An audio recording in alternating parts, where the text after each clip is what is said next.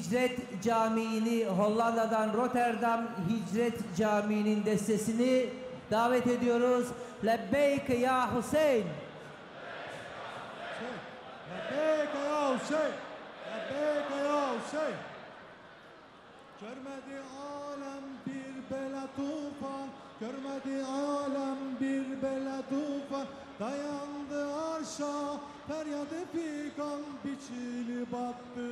Körlü şehida ağlattı göğü, kan dolu meydan. Bir yanda oklanıp asker, doğranıp Kasım o dilber. Bir taraf cavan Haşimi Ekber susuzum, bir tarafı güllük dilaver o mezlum.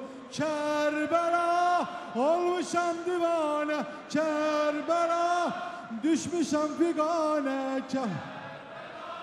O susuz zanane ağlarım, her dem yana yana ağlarım, her dem yana yana. Kerbela olmuşam divane, Kerbela düşmüşem figane. Kerbela o susuz zanane ağlarım, her dem yana yana ağlarım, her dem yana yana.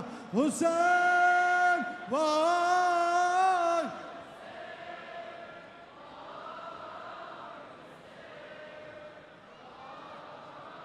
Hüseyin vay.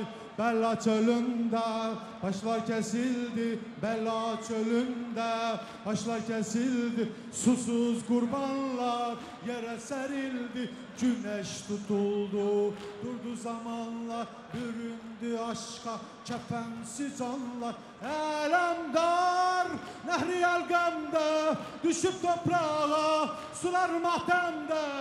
Belfast vaveyle koptu, koca alemde hiç dinmez. Umutlar soldu, ehli haremde o gelmez. Kerbela olmuşam divane, Kerbela düşmüşem figane.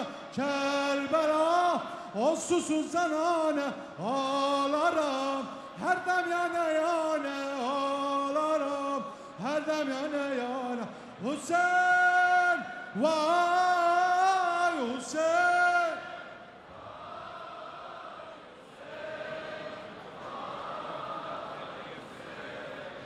Lebbeyk ya Hüseyin.